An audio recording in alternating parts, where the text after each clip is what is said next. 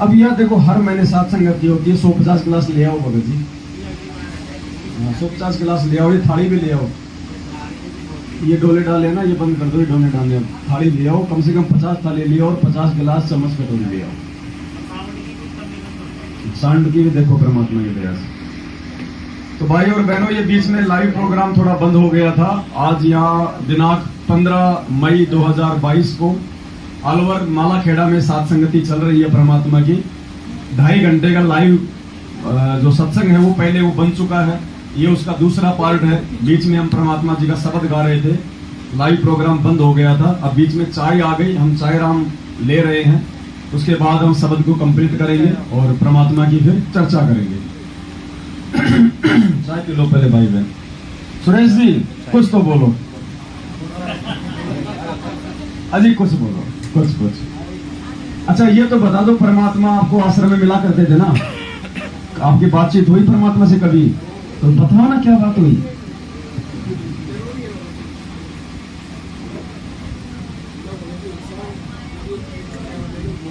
साहेब बंदी जो शंकरापाल जी भगवान की जय हो। भगत जी एक बार मैं आशीर्वाद पे गया तो भगत जी गुरु जी ने मेरी ऐसे नजर चली गई, दिलिंग पे ठहरा तो गुरु जी दूर से ही हंसने लग गए और गुरुजी से मेरे पास में बिहार का भगत खड़ा, बिहार का भगत से मालिक से ने अर्जी करी, पिताजी मेरे कैसे दिन है? ये उसने बोला, गुरुजी ने बेटा भक्ति की अकल बहुत ही अच्छी है। फिर मेरे एकदम से मालिक की उमंग आई, मैंने कही पिताजी कुछ मेरे, तो गुरुजी कम से कम 25-30 भगत आगे चले गए। गुरुजी ने इतनी भनक सुन के गुरुजी वापस आए दौड़ के और ले बेटा दोबारा आशीर्वाद देते, बेटा भक्ति क्या करे, बहुत ही अच्छे दिन। तो इतनी कह के मालिक दोबारा आशीर्वाद में चले गए और जो मैं इंडिकेट से निकाल दिया, निकल के आ गया और जो भगत जी में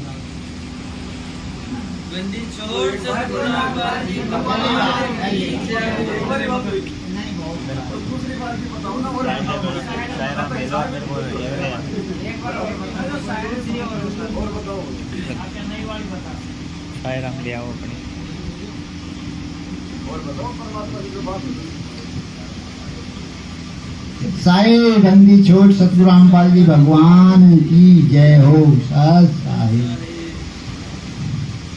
गुरुजी जब भगत जी में दूसरी बार गुरुजी के आशीर्वाद पे गया तो गुरुजी ने मैं जाता ही छाती के लगा लिया, भगत जी सामने सीने के लगा लिया और गुरुजी के मैंने बात भर ली। बात भरने के बाद में भगत जी वे ने ऐसे वो फेर के टी शर्ट फेर के और वे बन रहे हुए कैपरी पहन के, हाँ बॉडी गार्ड बन रहे भगत जी। तो गुरुजी इतने राजी हो रहे क्या कि कोई सीमा ना है, बहुत ही प्रसन्न हो रहे। प्रसन्न होने के बाद क्या होता, भगत जी के ऐसे निपट के खड़े।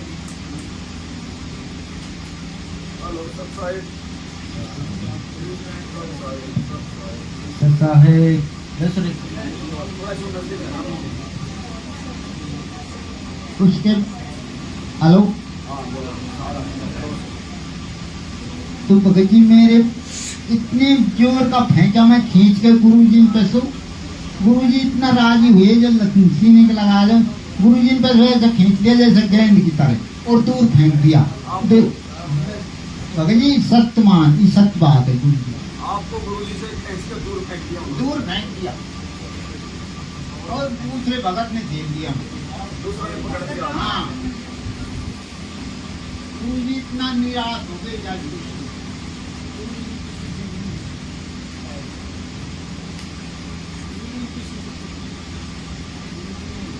दोबारा से पूरी दुआ के आए बेटा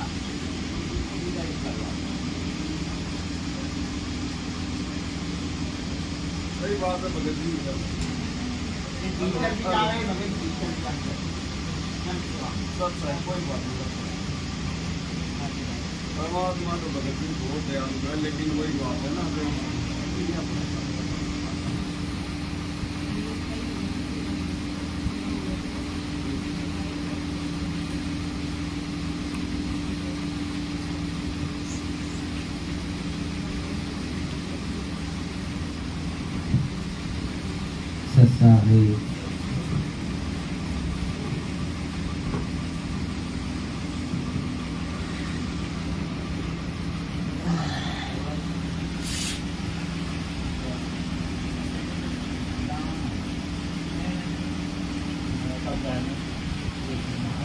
तो परमेश्वर जी ने आगे शब्द में क्या बताया, भूल पड़ी जब गोरख जी को सिद्धि खूब दिखलाई रे, और गुरु रामपाल की शरणा पाकर फिर सतनाम की रट लगाई रे।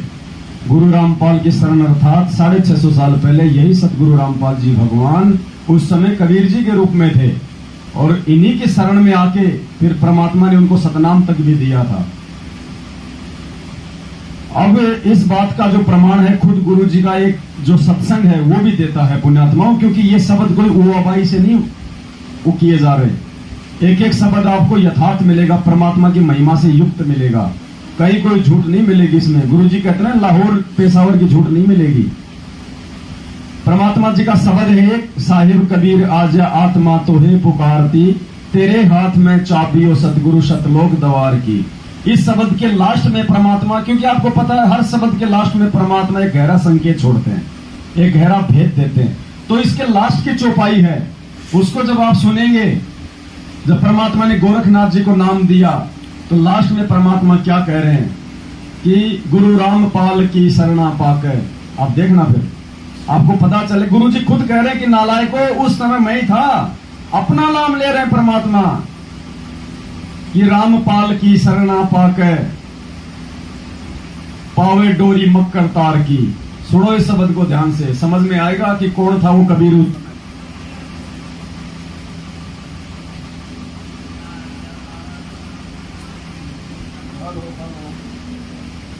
Hello hello hello. आजा आत्मा तोहे पुकारती, तेरे हाथ में साथियो सतगुरु सतलोक। गोरखनाथ रिद्धि सिद्धि में फूला नहीं समाव, मुद्दे तक को जीवित करते काल भक्ति से। गोरखनाथ रिद्धि सिद्धि में फूला नहीं समावे, यानी गोरखनाथ रिद्धि सिद्धि में फूला नहीं समा रहा था, और कम से कम 4-5 फुट की ऊंचाई पे जाके बैठ गया त्रिशूल के ऊपर। बोला आजा रामानंद ऊपर, आजा कबीर ऊपर। अब परमात्मा तो अंतर्यामी थे, उन्होंने एक धागा फेंका ऊपर 100 मीटर लंबा और उस पे जाके बैठ गए। बोला बेटा यहाँ आ जा अब तू। तो गोरखनाथ जी ने देखा तेरा बाप है, तेरे बस में नहीं आएगा। बोला परमात्मा नीचे आ जाओ, नीचे बैठ के बात कर लेते हैं। तो परमेश्वर इस शब्द में कह रहे हैं कि गोरखनाथ रिद्धि सिद्धि में फूला नहीं समावे, और मुर्दे तक को जिंदा करके यो काल भक्ति दरड़ावे। और फिर आगे क्या कह रहे हैं गुरु जी पुण्यात्मा, फिर समझ में आएगा वो कबीर कौन था।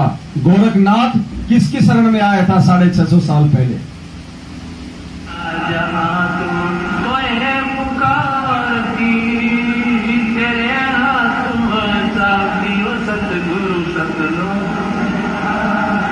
गोरखनाथ रिद्धि सिद्धि में फूला नहीं समाव, मुद्दे तक को जीवित करते काल भक्ति से।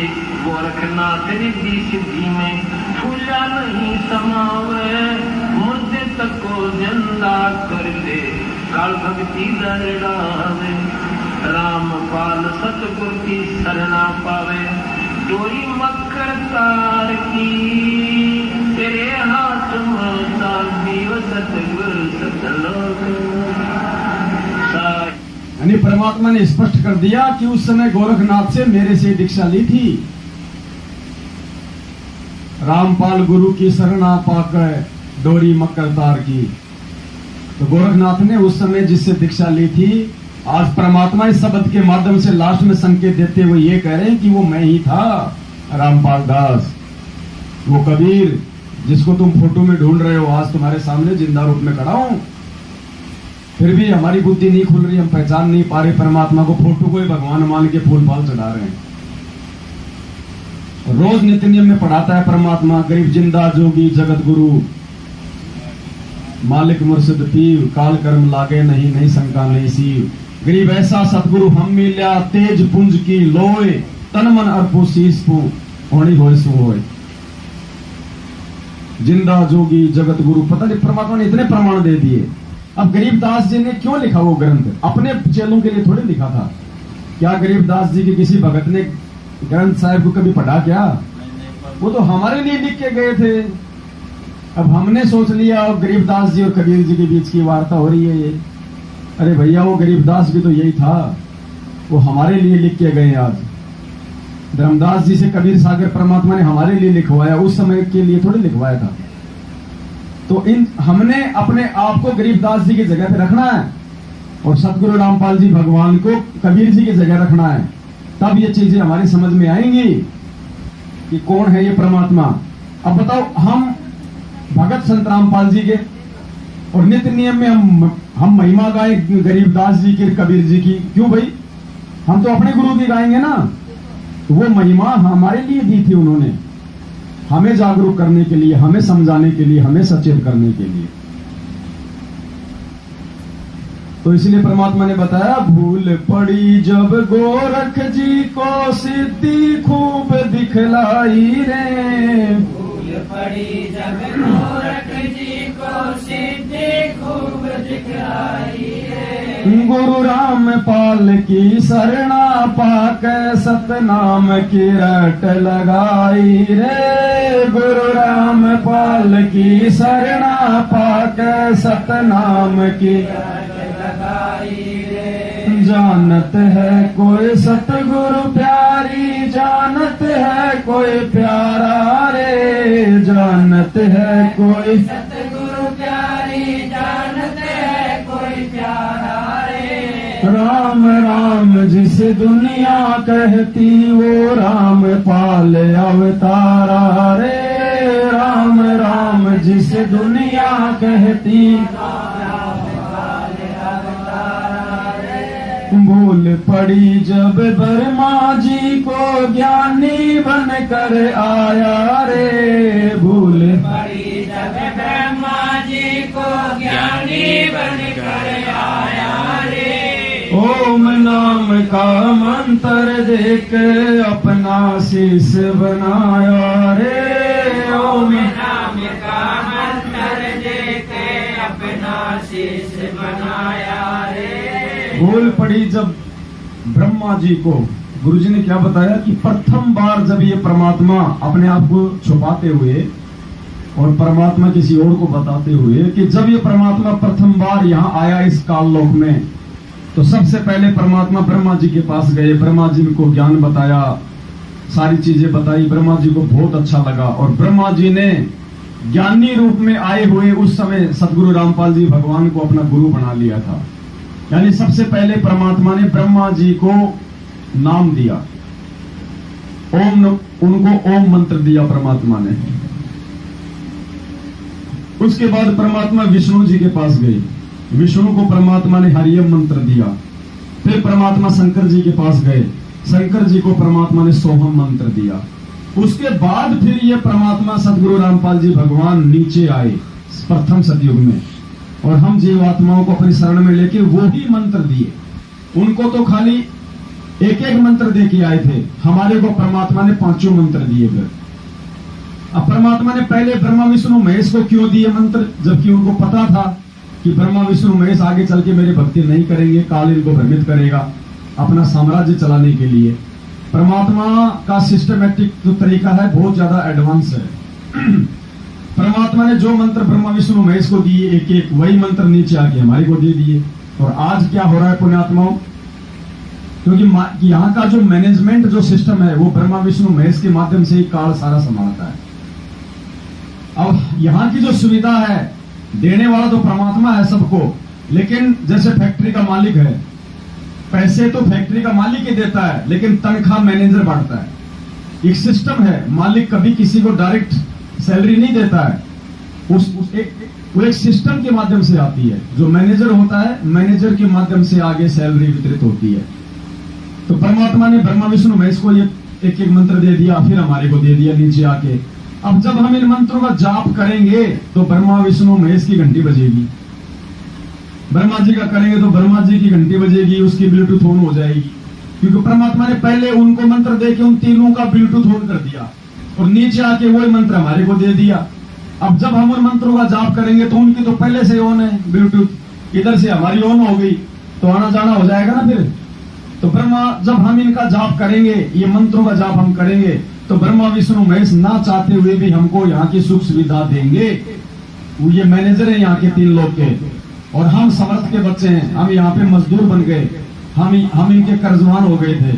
तो परमात्मा ने इनका एक कर्जा उतरवाने के लिए ऐसा सिस्टम बनाया परमात्मा ने।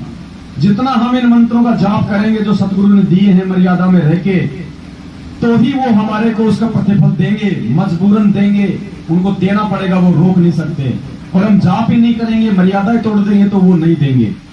देखो फैक्ट्री में आदमी काम करता है, अगर काम करेगा तो ही तनख्वाह मिलेगी ना, काम नहीं करेगा तो तनख्वाह नहीं मिलेगी। चाहे रोज उस फैक्ट्री में 8 घंटे बैठ के आ जाए, खाना खा के आ जाए अपने घर से लिया हुआ, उसको तनख्वाह नहीं मिलेगी। तो इसी प्रकार यदि मर्यादा में रह के इन मंत्रों का जाप करेंगे जो हमें सतगुरु ने दिए हैं, तो ब्रह्मा विष्णु महेश से हमें यहाँ के 3 लोग के सुख प्राप्त होंगे। हमारा जो घर परिवार है वो अच्छे से चलेगा, हमारा जो काम धंधा है वो अच्छे से चलेगा, 2 पैसे घर में होंगे तो बच्चों को पढ़ा पाएंगे, कोई जरूरत के सामान लेके आ पाएंगे।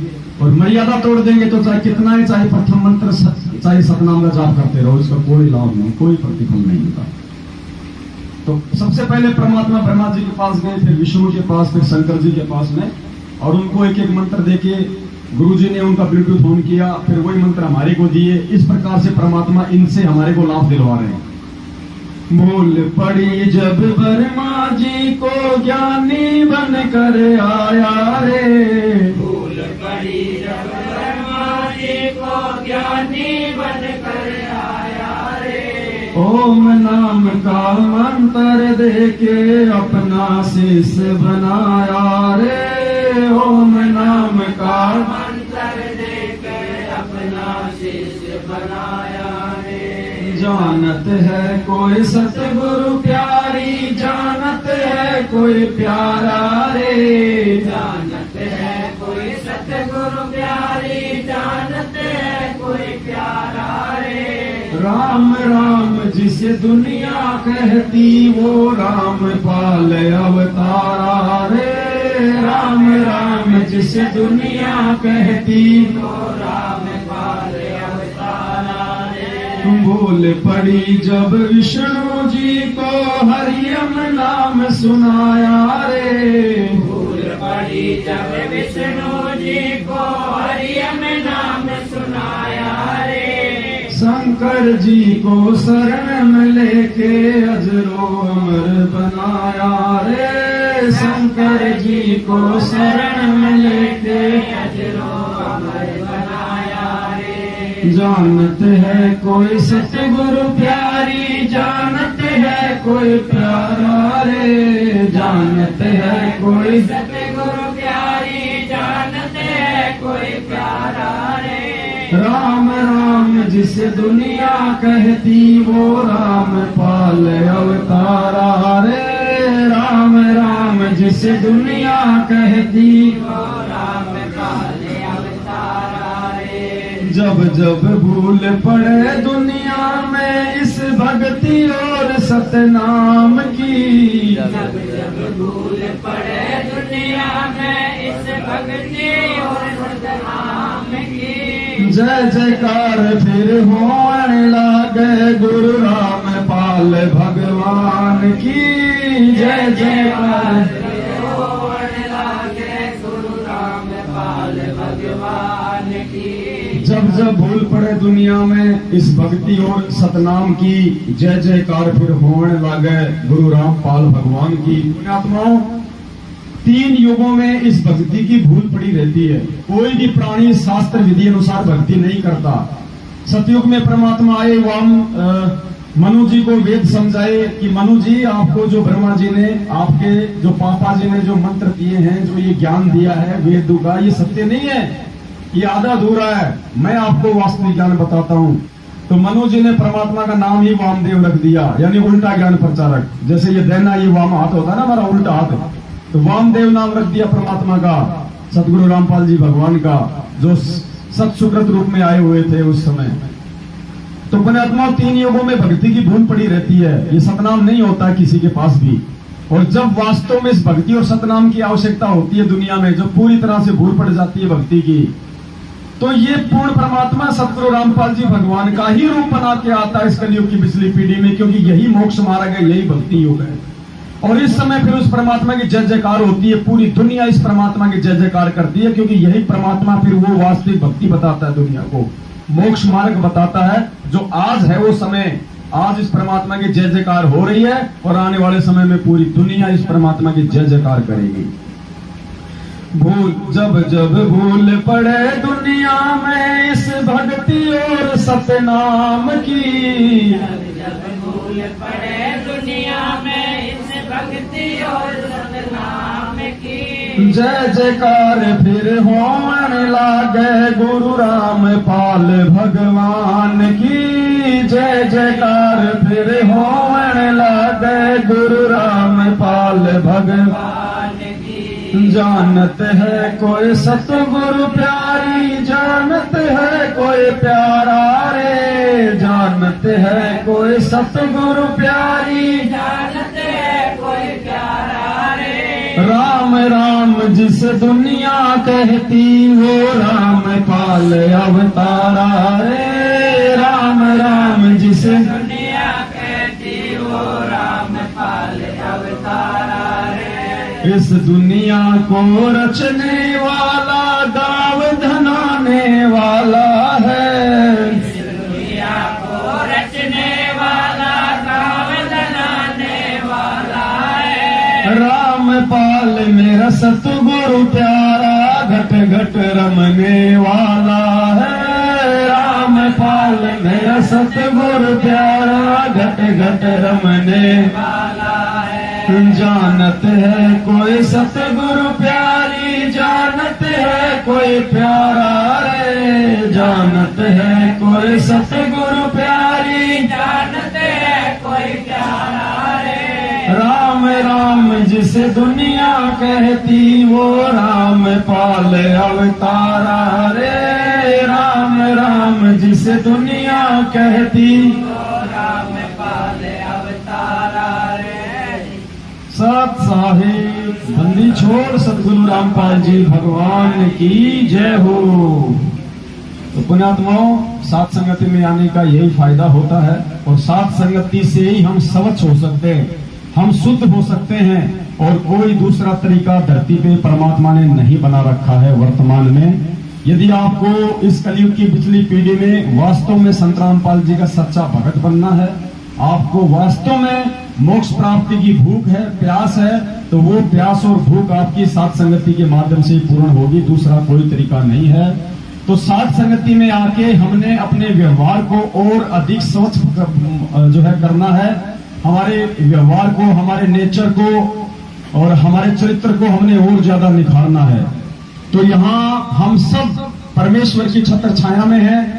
हमने साथ संगति में आने के बाद ये भूलना नहीं चाहिए कि परमात्मा साथ संगति में बैठे होते हैं, सूक्ष्म रूप में होते हैं, दरबार साहिब में होते हैं, किसी भी भगत के रूप में होते हैं, कि अपने जो है सूक्ष्म रूप में होते हैं। परमात्मा पल पल हर एक भगत की गतिविधि को देखते रहते हैं, और हमसे ऐसी कोई त्रुटि ना हो जाए पुण्यात्माओं जिससे बना बनाया खेल बिगड़ जाए। परमात्मा कहते हैं कि सतगुरु के दरबार में मेरी थर थर कांपे दे, ना जाने कोई बात पे हमारा बिगड़ ना जावे ने।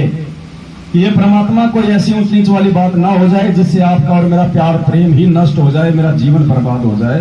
तो मालिक के सच्चे दरबार में आके हमारी काया जो है वो कांपनी चाहिए। थर थर कांपने का मतलब हमारे को भय रहना चाहिए कि मेरे से ऐसी कोई निगाह दृष्टि में माता बहन की तरफ देखते समय कोई ऐसी ना कोई त्रुटि हो जाए जिससे कि एक दूसरे के मन में दोष पैदा हो जाए, परमात्मा नाराज हो जाए। तो परमात्मा ने बताया है कि जो भगत होगा, जो सच्चा भगत होगा,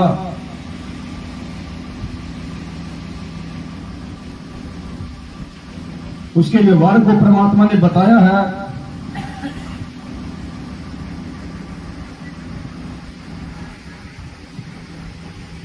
गुरुदेव ने बताया कि नाम दीक्षा लेने मात्र से कोई भगत नहीं बन जाता। भगत वो होता है, शिष्य वो होता है जो सतगुरु की शिक्षाओं पे चलता है, सतगुरु के प्रत्येक वचन पे चलता है, अपने परमात्मा को प्रसन्न करने का प्रयास करता है। और मालिक ने कुछ लक्षण बताए भगत के कि भगत को किस प्रकार से रहना चाहिए, किस प्रकार से उठना बैठना चलना बोलना चाहिए। गुरुदेव ने बताया कि भगत के देखने में भी साधुता होनी चाहिए।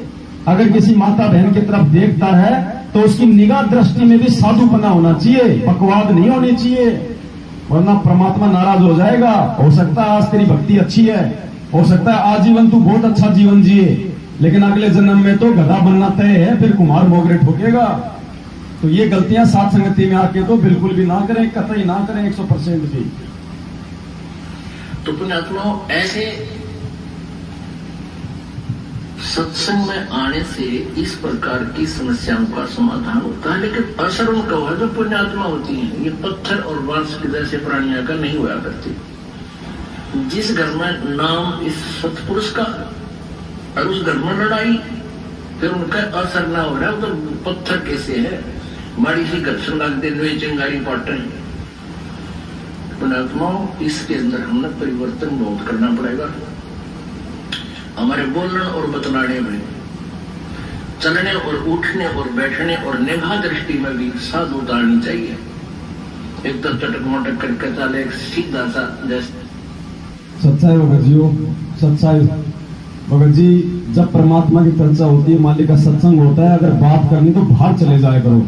हम यहाँ पे भाईचारा जोड़ने नहीं आते हैं, दास बहुत बार बोल चुका भगत जी। हम यहाँ को यारी निभाने नहीं आते भगत जी, हम यहाँ पे किसी को खुश करने के लिए नहीं आते हैं। अगर आपस में बात करनी है, ये चीजें भगत जी 2 घंटे बाद भी समझी जा सकती है। आप खुद तो समझ नहीं रहे, दूसरे को और बातों में उड़ जा रहे हो, फायदा क्या हुआ फिर आने का। ये कोई ऐसे थोड़ी हो रहा भगत जी, डूम बांट के गीत थोड़ी है। ये गुरुजी के सत्संग हमारे को सात संगतियों से समझ में आ रहे हैं। तो सात संगति देख लो भगत जी क्या है जो गुरुजी के सत्संगों को समझा रही है।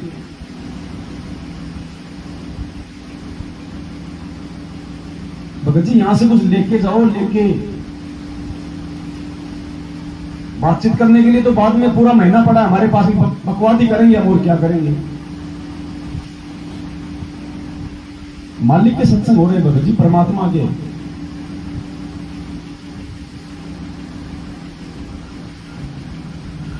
तो पुण्यात्माओं, ऐसे सत्संग में आने से इस प्रकार की समस्याओं का समाधान होता है, लेकिन असर उनका हुआ जो पुण्यात्मा होती हैं। ये पत्थर और बांस के जैसे प्राणियों का नहीं हुआ करती। जिस घर में नाम इस सतपुरुष का और उस घर में लड़ाई, फिर उनका असर ना हो रहा है, तो पत्थर कैसे है, माड़ी सी घर्षण लग दे, लोहे चिंगारी पाटन। पुण्यात्माओं, इसके अंदर हमने परिवर्तन बहुत करना पड़ेगा।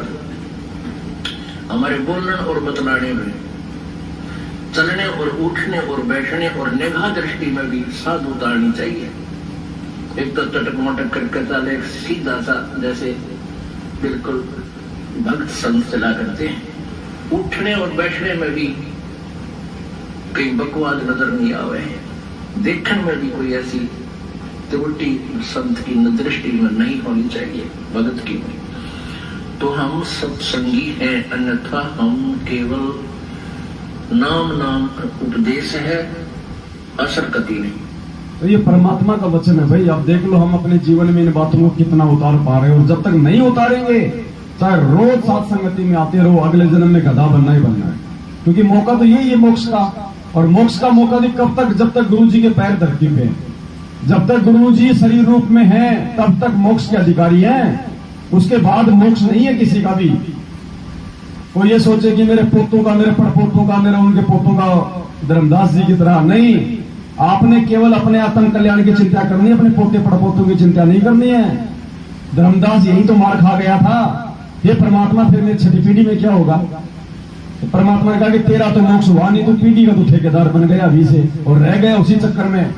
जीवित समाधि दी परमात्मा ने जगन्नाथ में जाके। जीवित समाधि का मतलब क्या होता है? मोक्ष नहीं होता। धर्मदास भी यही पढ़ा है, सात संगति में आ गया होगा कहीं न कहीं। ऐसे पार नहीं होते, ना नानक पार हुआ ना धर्मदास पार हुआ। क्या कहा परमात्मा ने? हम सत्संग थोड़े ध्यान से नहीं सुनते। परमात्मा ने क्या कहा कि 64 लाख फेल हो गए, ये कहते हैं ना। तो नानक जी को 64 लाख से बाहर थे क्या? धर्मदास 64 लाख से बाहर था क्या? मेरा भाई 64 लाख से बाहर थी क्या? सब 64 लाख में आ गए, एक भी पार नहीं हुआ। पार करने का समय ये है, वर्तमान का समय। तो भाई हमने तो उन आत्माओं से भी ज्यादा 2 कदम आगे बढ़ना है भक्ति मार्ग में, अपनी क्रियाओं में, भक्ति विधि में। अब देख लो हम किस लेवल पे खड़े हैं आज। और सात संगति में आके जो नहीं सुधरा वो जिंदगी में कहीं नहीं सुधर पाएगा फिर। तो यहां से कुछ सीख के जाना अपन ने। अगली बार आए तो जो अपने अंदर कमजोरियां हैं परमात्मा से प्रार्थना करें कि परमात्मा दास पे दया करना, अगली बार जहां भी सात संगति में जाऊं मेरी वो अवगुण मेरे अंदर ना हो। आप अपने अंदर बदलाव करोगे तो आपके भाई आपसे सीखेंगे। आप गुस्सा करते हो बहुत ज्यादा, बात बात पे आप ऊंचा बोल देते हो, अपनी बात को ऊपर रखते हो, दूसरे की सुनते नहीं। और अगली बार आप आओ तो कोई यदि आपको कोई कह दे नहीं भगत जी ऐसे, ठीक है भगत जी जैसा आप कहोगे वैसा, तुरंत असर होगा सामने वाले पे कि यार पिछली बार तो ये बड़ा अड़ियल आदमी था, अब की बार बिल्कुल मान गया, तो उस पर भी असर होगा। गुरुजी ने यह नहीं कहा कि तुम भीड़ इकट्ठी कर दो मेरे मार्ग में। अगर ऐसे परमात्मा ने भीड़ इकट्ठी करनी होती, अगर चेले बनाने का रिकॉर्ड बनाना होता तो बीड़ी शराब सब छूट कर देता परमात्मा। इस नाम के साथ अगर परमात्मा ये नियम ना रखे तो दुनिया कब की उनकी शरण में आ जाती, पूरी दुनिया। लेकिन परमात्मा ने कहा कि मुझे भीड़ नहीं चाहिए, मुझे सूरमा चाहिए जो संघर्ष कर सके, जो सतलोक जाने के लिए तैयार हो, वो आत्मा चाहिए मुझे। पुण्यात्माओं, हमने उन आत्माओं की श्रेणी में आना है, तो उसके लिए हमने बहुत सारी चीजों का त्याग करना पड़ेगा, परित्याग करना पड़ेगा। परमात्मा से प्रार्थना कर करके हमने अपने विकारों से दूर होना पड़ेगा। हम सब विकारी जीव हैं, किसी में कम तो किसी में ज्यादा, लेकिन ये परमात्मा ही हरेगा। इसलिए इसको हर हर महादेव कहते हैं। ये हर हर महादेव ये शंकर जी का नारा नहीं है। हर हर महादेव, हर हर यानी हरने वाला, हमारे विकार हरने वाला, हमारे कष्टों को हरने वाला, हमारे दुखों को हरने वाला, हमारी पीड़ा को हरने वाला। और महादेव, देवों का देव महादेव, जो सबसे बड़ा देव है। तो सबसे बड़ा देव कौन है? इसलिए असल में हर हर महादेव सतगुरु देव जी का नारा है, सतगुरु देव जी का नाम है। जगदीश, जगदीश कौन है? सतगुरु रामपाल जी भगवान। ये त्रिलोकी विष्णु जगदीश नहीं है। जगत प्लस ईश यानी संसार का भगवान, संसार का राजा कौन? सतगुरु रामपाल जी भगवान। जगदम्बा, जगदम्बा कोई दुर्गा नहीं है। जगत प्लस अम्मा, सारे संसार की माँ, जो तीनों लोकों में प्रवेश करके सबका भरण पोषण करता है, उसको जगदम्बा कहते हैं। वो सतगुरु रामपाल जी भगवान है। अरे अब क्या बात होगा जी, अपना ये मंगलाचरण करते हैं हम रोज। जगदम्बा जगदीशम मंगल रूप मुरारी। तो परमात्मा ने क्या बताया कि जगदम्बा कौन है और जगदीश कौन है? सतगुरु को कहते हैं जगदम्बा और जगदीश। तो पुण्यात्माओं, बहुत कुछ चेंज करना है हमने, वरना कोई मतलब नहीं रह जाएगा हमारा।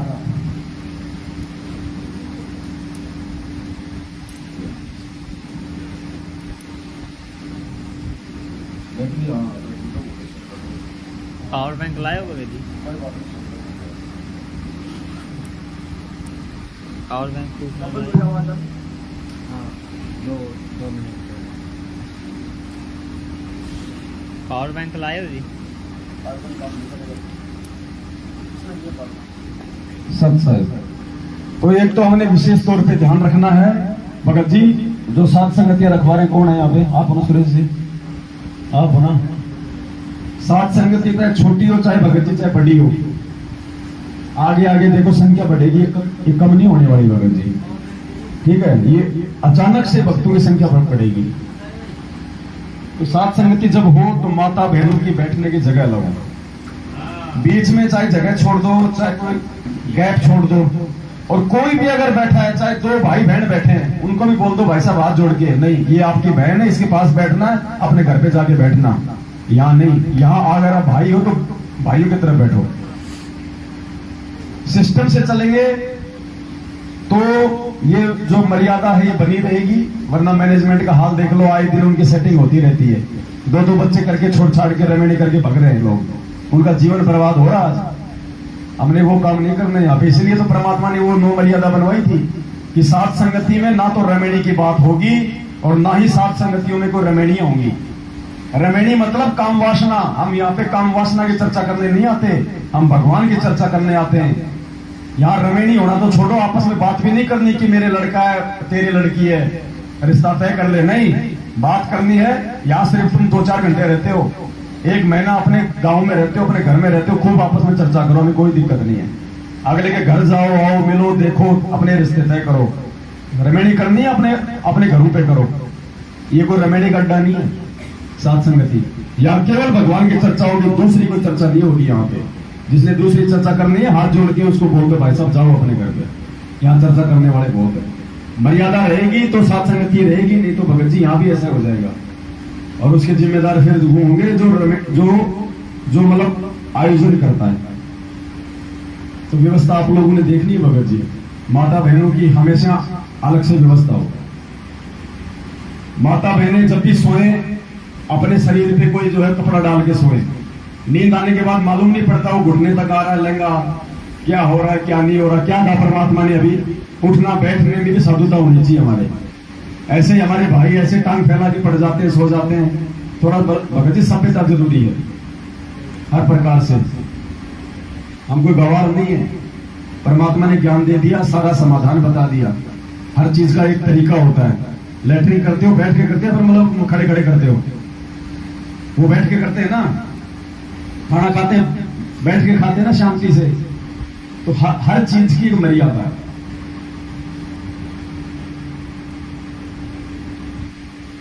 सत साहिब, सत साहिब, सतगुरु रामपाल जी भगवान की जय हो। तो धीरे धीरे ये जो चीजें हैं, और आप जो भाई बहन आते हैं साथ संगति में, अगर आपको कोई भी ऊंच नीच वाली हरकत दिखाई देती, हो सकता है सामने वाले को नहीं पता, वो अनजाने में हो रही है, तो आपने अगर देख लिया और आप नहीं बताओगे, आप भगवान के दोषी हो। फिर आपने प्यार से उसको समझाना कि भगत जी ये काम ऐसे होता है, ये काम ऐसे नहीं होता है, आगे से हमने ध्यान रखना इन बातों का।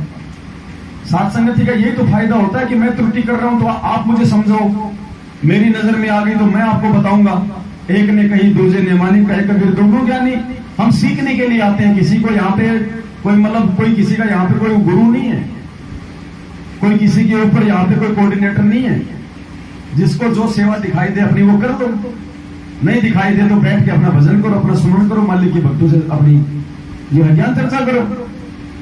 आराम से लेके भंडारा, थोड़ा आराम करो, सो अपने जाओ अपने घर पे। तो मैं परमात्मा 15-20 दिन महीने भर के लिए हमारी बैटरी को चार्ज कर देता है। और जो दया उसमें जो हर साथ संगति में आता है, अटेंड करता है, अच्छी बात है, मालिक की दया है। तो और जिसकी ऐसी व्यवस्था नहीं है, जिसको काम धाम है, भाई कोई ऐसी व्यस्तता ज्यादा है, तो महीने में 1 कर लो, 2 महीने में 1 कर लो, लेकिन साधुता बनाए रखो, व्यवहार को बनाए रखो।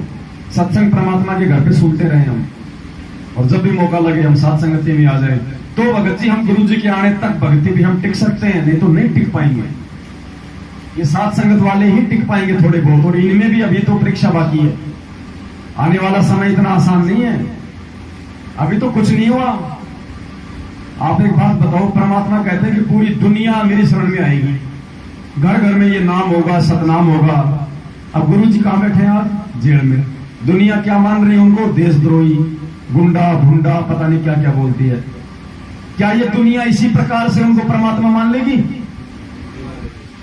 परमात्मा बंदर दिखाएगा दुनिया को, बंदर। एक सत्संग में कहा गुरु जी ने कि हम जब छोटे छोटे थे, स्कूल जाते थे, तो पास में एक तालाब था, वहां नहाने के लिए चले जाते थे इंटरवल में। तो तालाब के कोने पे एक पेड़ था ऊंचा सा, तो हम क्या करते थे, उस पेड़ के ऊपर चढ़ते और फिर वहां से नीचे कूदते पानी में दबाव से। अब एक छोटा बच्चा था, वो भी उस दिन ऊपर चढ़ गया कूदने के लिए, और ऊपर चढ़ गया, नीचे देखा तो ज्यादा गहराई दिखाई दी, तो वो डर गया। और इतना डर गया, ना तो पानी में कूद पा रहा, ना पेड़ से नीचे उतर पा रहा, और रोवे वहां। इतने में एक बंदर कूदता उसी पेड़ पे चढ़ गया और उसी डाली पे चढ़ गया। अब वो बच्चा बंदर के डर से पानी में कूद गया। तो गुरु जी ने कहा कि दुनिया को बंदर भी वो परमात्मा दिखाएगा। बंदर मतलब भय, उस बच्चे को भय लगा तभी तो आगे कूदा। तो ये दुनिया सतगुरु की शरण में जब आएगी, जब इनके पीछे से दबाव बढ़ेगा, चाहे वो महामारी हो, चाहे वो कोई भी, चाहे कोई युद्ध हो, चाहे कोई परमाणु हमला हो, चाहे कोई बाढ़ हो, चाहे भूकंप हो, चाहे कोई भूखमरी हो, चाहे कोई सूखा पड़े, अकाल पड़े, त्राही त्राही मचेगी भाई, त्राही त्राही। 2-3 साल के अंदर अंदर त्राही त्राही, ज्यादा समय नहीं रह गया अब। इसीलिए तो काल दबाव डाल रहा है, साथ संगत रुकवाएगा। अब यहां हम आए, परमात्मा की चर्चा हुई, सबकी आत्मा हो रही है ना, आनंदित हो रही है ना, गुरु जी पे विश्वास बढ़ रहा है ना। क्यों गए थे मैनेजमेंट साथ संगतियां रोकने? हम तो नहीं जाते इनके सत्संगों में, हम तो इनको नहीं कहते कि तुम सत्संग मत करो, जो मर्जी करो। तो वो क्यों जाते हैं वहां पे साथ संगतियां रोकवाने? क्योंकि वो काल से प्रेरित है, और काल नहीं चाहेगा कि ये धर्म का मार्ग आगे बढ़े। यहां बैठ के भगवान की जो है चर्चा हो जाए, और ये पाप की भूमि जो दिल्ली है, इसमें भी थोड़ा बहुत कोई पुण्य हो जाए। तो देख लो, उसने वहां पे वो काम करवा दिया। और यदि मर्यादा होती तो ऐसा नहीं हो पाता, वहां भी कोई न कोई त्रुटि थी कोई, वरना ऐसा नहीं हो सकता। ठीक है, दुख तकलीफ संकट आ सकते हैं, लेकिन आरती पूरी नहीं हुई परमात्मा की। आरती में विघ्न होना जरूर कोई न कोई त्रुटि का संकेत है भाई। सच आप गए थे वहां, बताओ।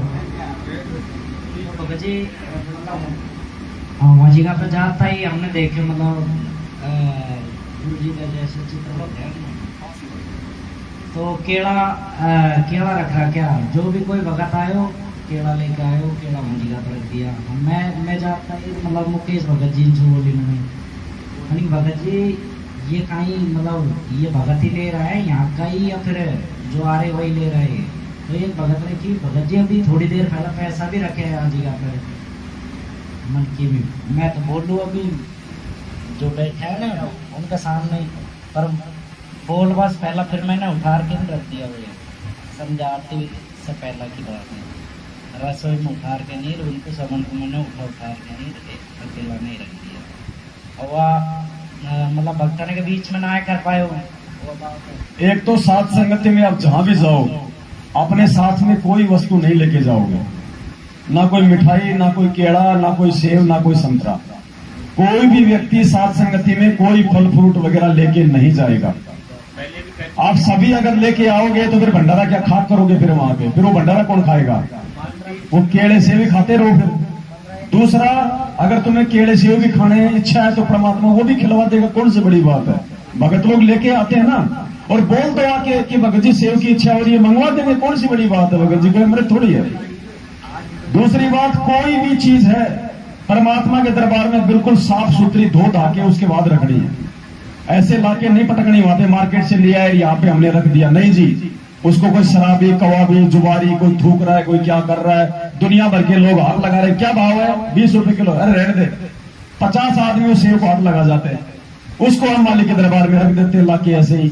ऐसा नहीं भाई, पहले अच्छे से उसको साफ करना है 2 बार, 1 बार 2 बार, उसके बाद में परमात्मा के दरबार में अगर रखना चाहो तो रखना है, ऐसे नहीं रखना। पैसे तो बिल्कुल नहीं रखने, पैसे तो भूल के भी ना कोई दान पेटी रखनी है, ना उसमें डालना है, ना दरबार में रखना अपने।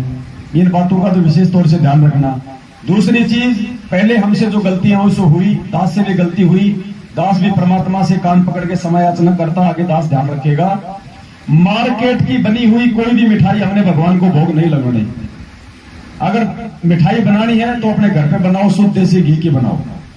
मार्केट में चाहे कितना शुद्ध देसी घी हो, चाहे कितनी अच्छी दुकान हो, हमने मार्केट से बनी हुई कोई भी मिठाई परमात्मा को भोग नहीं लगानी है।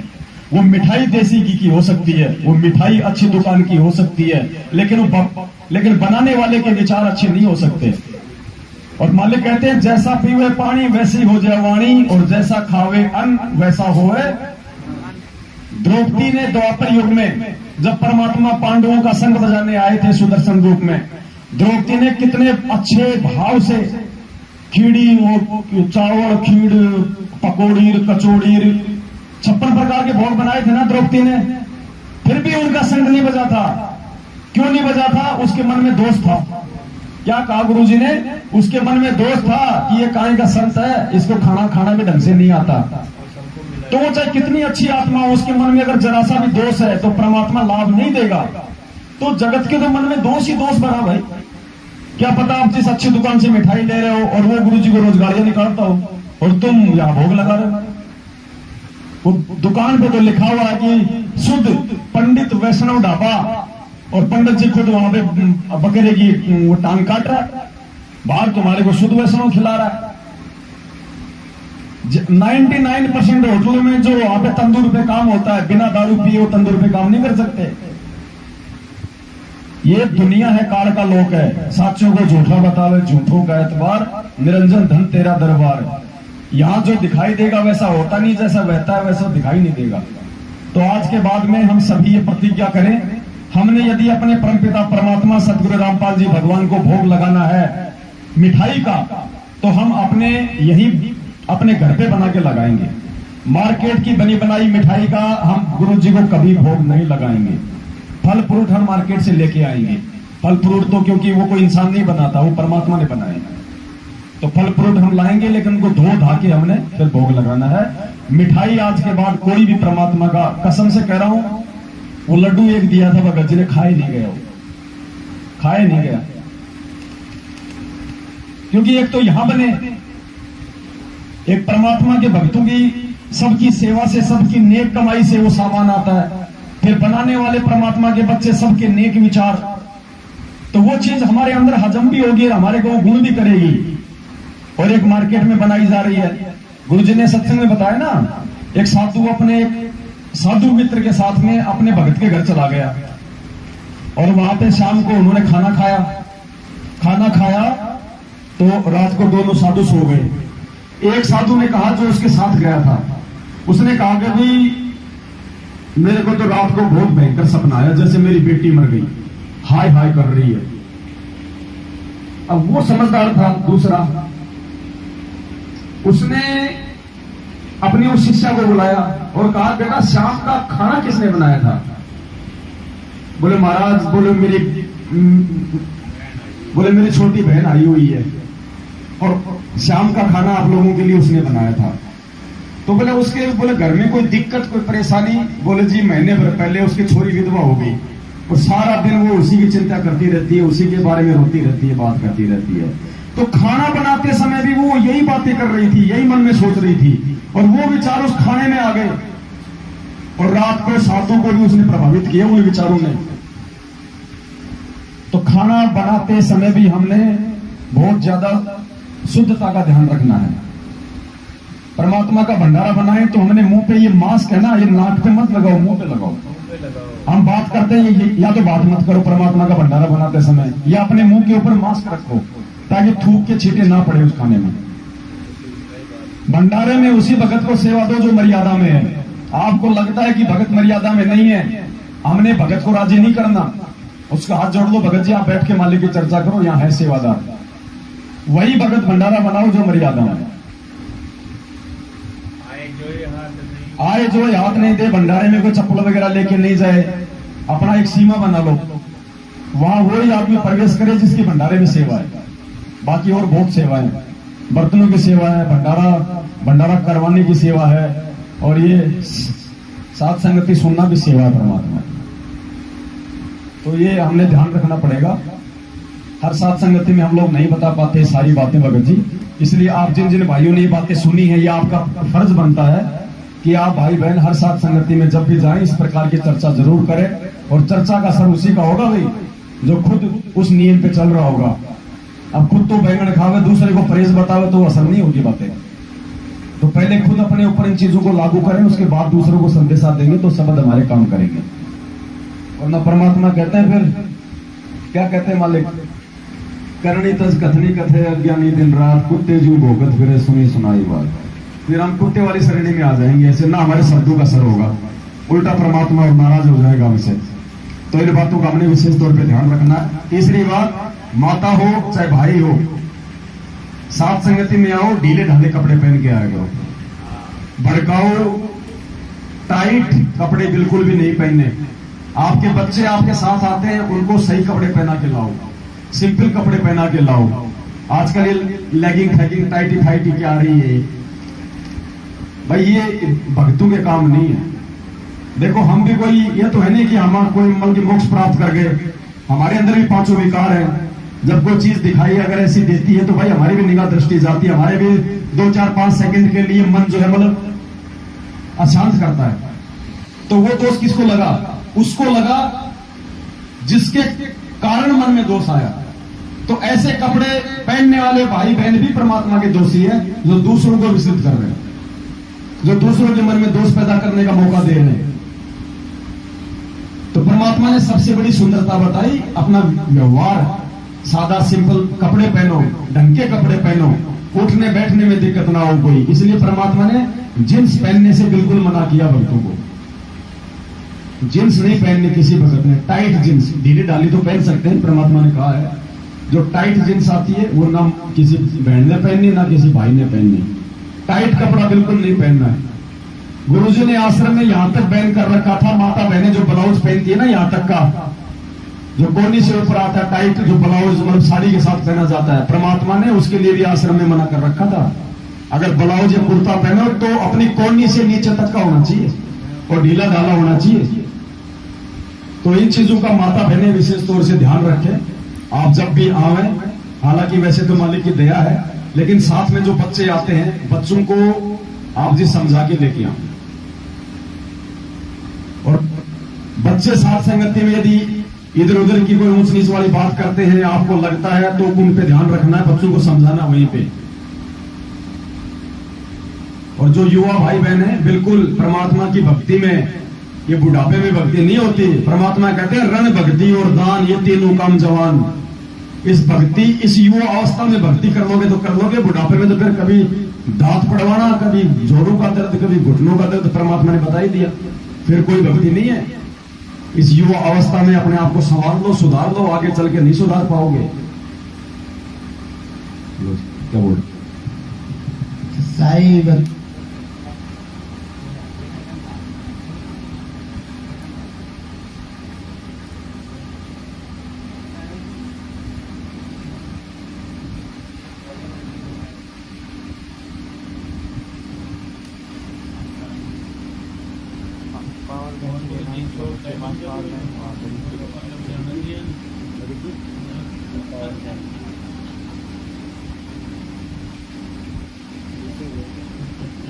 सब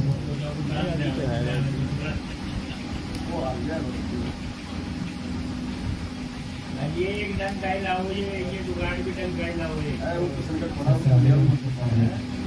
संकट पड़ा वहां सही भगवान की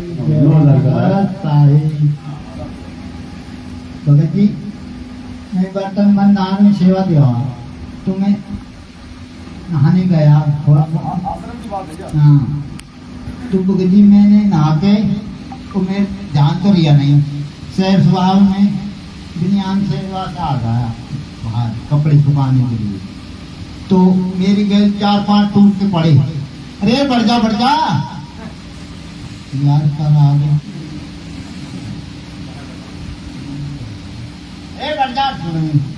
ऐसे बोले मेरे से। बात का है भाई, सुना करो।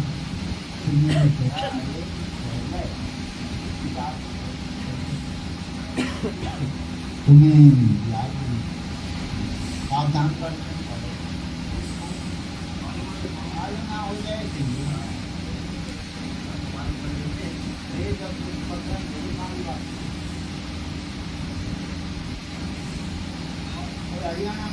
हो जाए।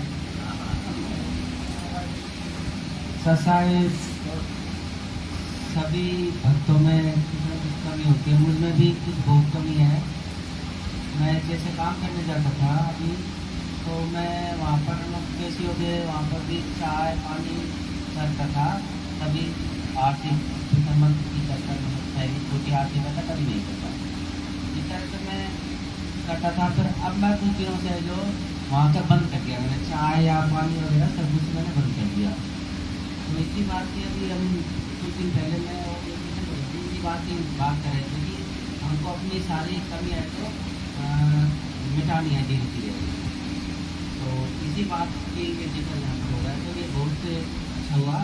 तो हमारे बीच में कुछ ऐसे भक्त भी है जो कि भाई मतलब जो तीनों समिति आते हैं उनको भी पूरी नहीं कर पाते। उनका नाम लेना तो उचित नहीं है, बाकी वो सफल है ना।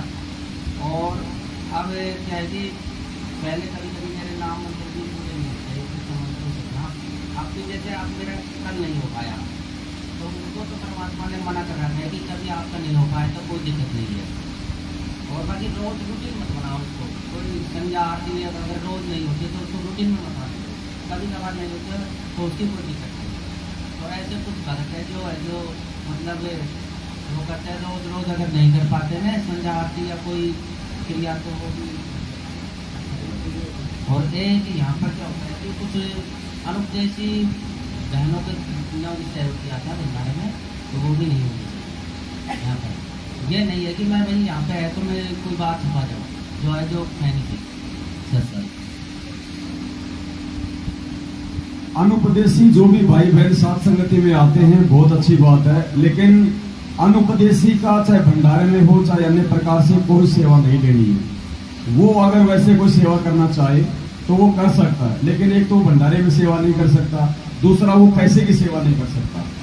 जब तक वो परमात्मा से नाम दीक्षा नहीं लेता है या फिर वो संकल्प लेके नहीं जुड़ता है, तब तक हमने उनका किसी भी प्रकार का जो पैसा है वो स्वीकार नहीं करना और हमने उनकी भंडारे में कोई सेवा नहीं लेनी। उनको प्यार प्रेम से बैठाओ, अच्छा खाना खिलाओ, परमात्मा की उनको चर्चा सुनाओ, बस ये काम आप उनको करवा सकते हो। और जब ज्ञान समझ में आ जाए तो बोल दो भैया अभी गुरु जी जेल में है, आप जिस संकल्प दीक्षा ले लो, मंत्र जाप को छोड़ के बाकी सारे काम कर लें जो हम कर रहे हैं। गुरु जी का आदेश है 70% लाभ उस आत्मा को मिलेगा अगर मर्यादा में रह के भी अगर 3 टाइम की आरती और सच्ची सुनेंगे तो इन बातों का हमने थोड़ा ध्यान रखना पड़ेगा।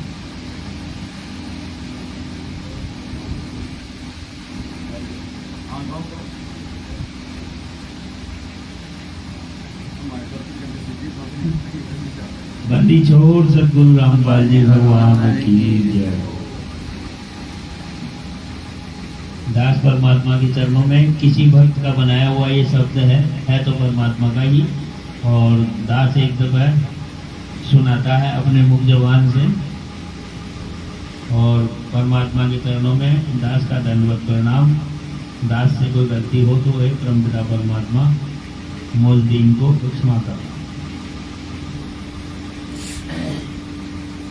छोड़ के संसार जब तू जाएगा, कोई न साथी तेरा साथ निभाएगा। छोड़ के संसार जब तू जाएगा, कोई न साथी तेरा साथ निभाएगा। घर प्रभु का भजन किया ना, सत्संग किया न 2 घड़िया। घर प्रभु का भजन किया ना, सत्संग किया न 2 घड़िया। यमदूत लगा कर तुझको ले जाएंगे हथकड़िया। यमदूत लगा कर तुझको ले जाएंगे हथकड़िया। कौन छुड़वाएगा, कोई न साथी तेरा साथ निभाएगा। छोड़ के संसार जब तू जाएगा, कोई न साथ तेरा साथ निभाएगा। इस पेट भरण के खातिर तू पाप कमाता निस दिन, इस पेट भरण के खातिर तू पाप कमाता निस दिन शमशान में लकड़ी रख करे तेरे आग लगेगी एक दिन शमशान में लकड़ी रख के तेरे आग लगेगी एक दिन खाके हो जाएगा कोई न साथी तेरा साथ निभाएगा छोड़ के संसार जब तू जाएगा कोई न साथी तेरा साथ निभाएगा सत्संग की बहती गंगा तू इसमें लगा ले गोता सत्संग की बहती गंगा तू इसमें लगा ले गोता वरना इस दुनिया से तू जाएगा एक दिन रोता वरना इस दुनिया से तू एक दिन जाएगा रोता पछताएगा कोई न साथी तेरा साथ निभाएगा छोड़ के संसार जब तू जाएगा कोई न साथी तेरा साथ निभाएगा क्या कहता मेरा मेरा ये दुनिया रैन बसेरा क्या कहता मेरा मेरा ये दुनिया रैन बसेरा यहाँ कोई न रहने पाता है चंद दिनों का डेरा यहाँ कोई न रहने पाता है चंद दिनों का डेरा हंस उड़ जाएगा कोई न साथी तेरा साथ निभाएगा छोड़ के संसार जब तू जाएगा कोई न साथी तेरा साथ निभाएगा गुरुदेव शरण में निस दिन तू प्रीत लगा ले बंदे गुरुदेव शरण में निस दिन तू प्रीत लगा ले बंदे कट जाएंगे सब तेरे ये जन्म मरण के फंदे कट जाएंगे सब तेरे ये जन्म मरण के फंदे पार हो जाएगा कोई न साथी तेरा साथ निभाएगा छोड़ के संसार जब तू जाएगा कोई न साथी तेरा साथ निभाएगा सब सहाय बंदी छोड़ सतगुरु रामपाल जी भगवान की जय हो मानत है मन मोरा साधु मानत है मन मोरा रे मानत है मन मोरा साधु मानत है मन मोरा बार बार सतगुरु समझावे जग में जीवन थोड़ा रे बार बार सतगुरु समझावे जग में जीवन थोड़ा रे मानत है मन मोरा साधु मानत है मन मोरा रे मन मोरा साधु मानत है मन मोरा रे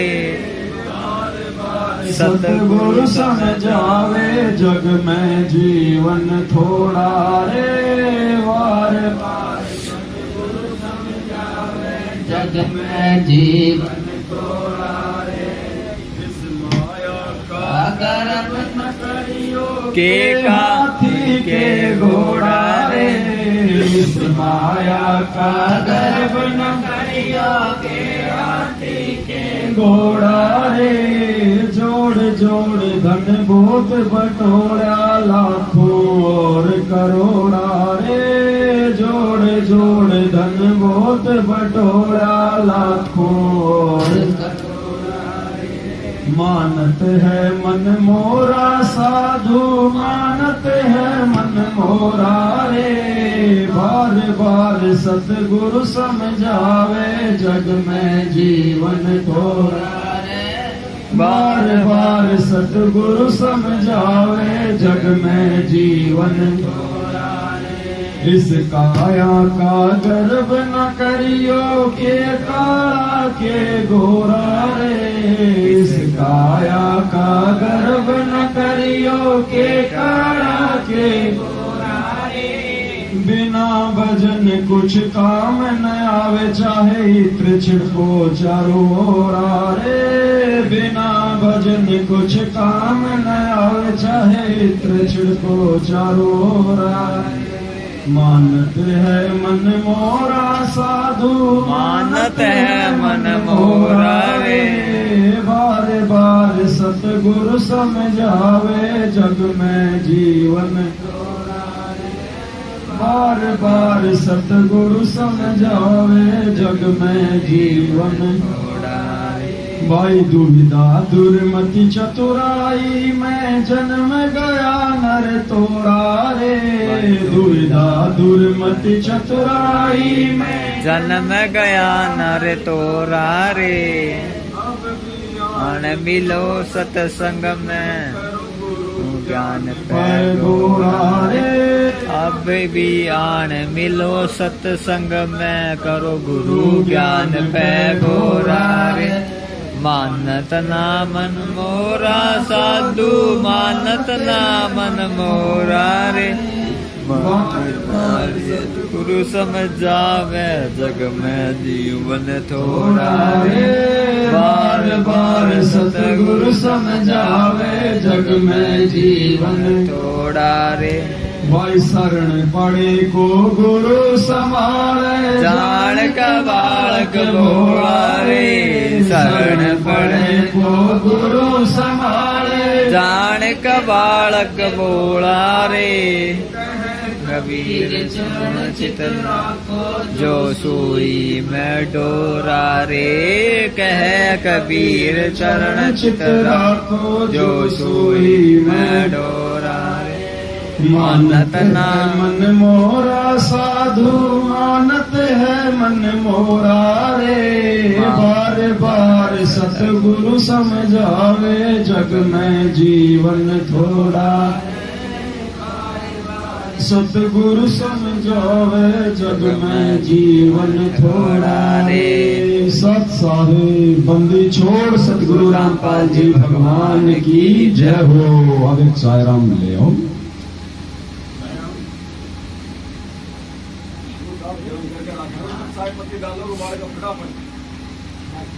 आपको जी को सहन नहीं होता, एक बार चाय का नाम लेने के बाद देख लो भाई उसके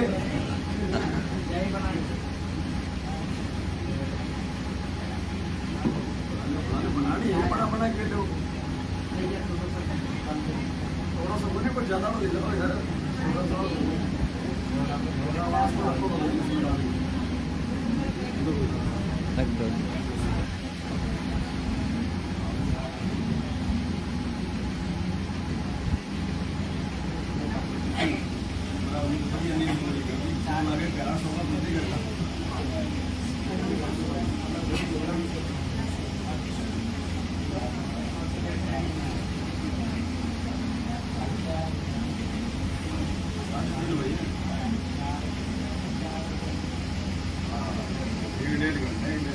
आधे घंटे में 1 घंटा में अपना फ्रेश